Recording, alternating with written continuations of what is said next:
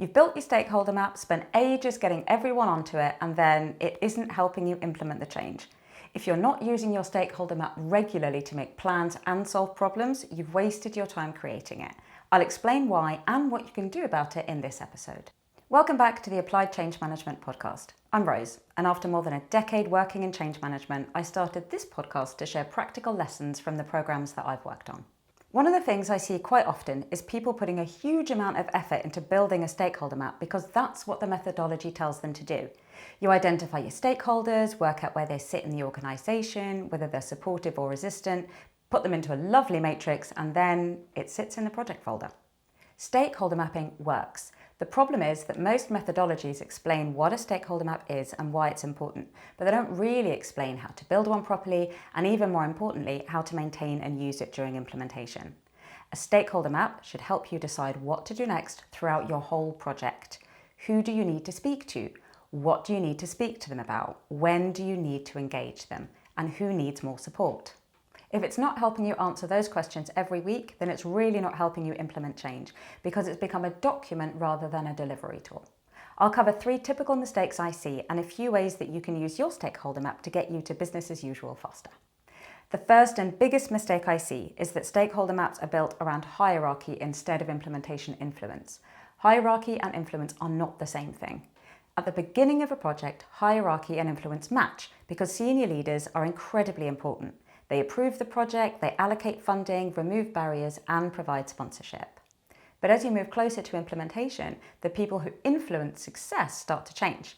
People managers get more important because they're the ones supporting their teams through the transition and translating what the change means for the team. Supervisors become more important because they're reinforcing new ways of working every day. And then during go live, your impacted group becomes the most influential group because they're the people who either adopt the change or don't. So your stakeholder map can't just be about hierarchy, but it needs to be about influence, and it needs to change as the project progresses. Here's how you can find the right people for your stakeholder map in the organisation. It's fine to start with the organogram, Teams, or whatever tool you use. We all need a foundation to build from. But remember, this only shows the hierarchy in the organisation, not the people who'll support or block you. Influencers who support or block the change can be anywhere in the organisation. The only thing they need is a voice that people listen to. So instead of settling on the hierarchy, find those influencers. I start with leaders and then I move on to the impacted group. Then I go and actually observe them. If your impacted group is engineering, join their meetings. Watch who speaks, who's listened to, and who drives the conversation. Those are the people you add to your stakeholder map as influencers. Do exactly the same with supervisors and other stakeholder groups. Join their meetings and watch who people go to for advice. I know it can feel a bit odd to ask to join meetings like that, especially as a contractor or junior change manager, but just ask to join to understand how they work. That's part of your remit, and it'll make your stakeholder map much more valuable because it's full of people who actually have a voice that's listened to. Another mistake I see is that we stop the information in the stakeholder map to be a snapshot of only our change at one moment in time. If you get stakeholders who looked supportive at the beginning suddenly becoming blockers later on, that might be why. It doesn't necessarily mean that they've changed their mind about the project. Quite often they've just changed priorities. Maybe they're implementing 3 other projects at the same time. Maybe this change has landed right in the middle of a busy operational period. A blocker isn't always someone who actively says no. Sometimes it's someone who's absolutely critical to your implementation, just not having the capacity, the time, or the understanding to move it forward. That's why only recording if someone is supportive of our change at one point in time just isn't enough.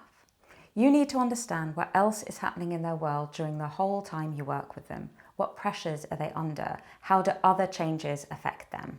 Because once you understand their point of view, you can decide the best way to support them. It's highly unlikely that your change will be the only project or change that people are experiencing at work, right? So when you add someone to the stakeholder map, and if they're supportive or not, add another column. Make that column information about other things happening in their world and when they're happening. If you know and track that information, it makes your map even stronger because you'll know when to avoid high impact activities.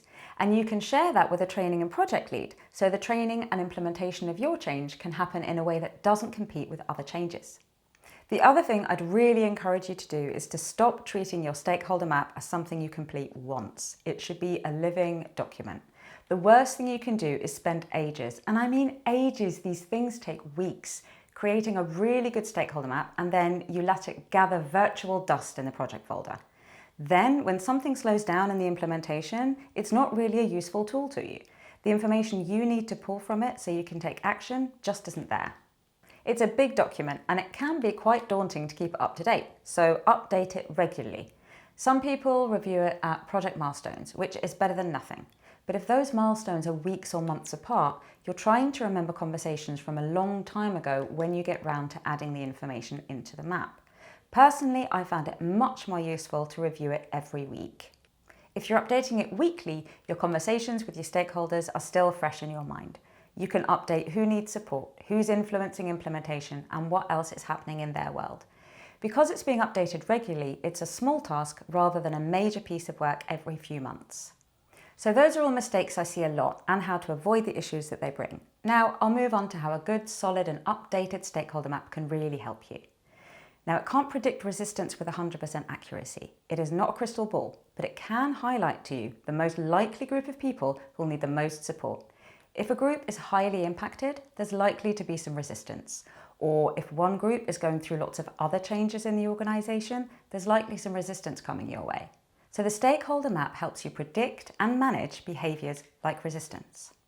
Also, if something that's vital to the implementation just isn't happening, the map can help you. You know who should be doing the task that just isn't getting done.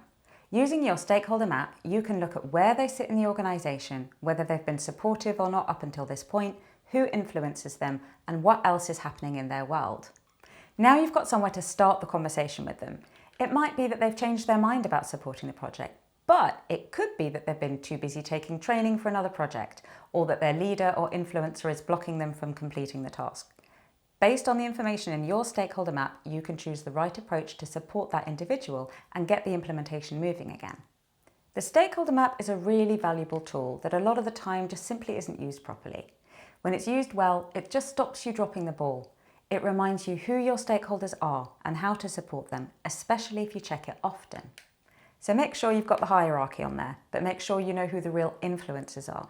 Make sure you keep it updated beyond a snapshot and that other external factors are on there for you to keep an eye on. And make sure you update it often so you don't have a massive daunting task on your hands. Then it'll be the tool that you need it to be and help you get to business as usual faster. I hope you found this helpful. If you did, please follow, like, comment and share it in your network, and come back next week for more applied change management topics. I'll see you then.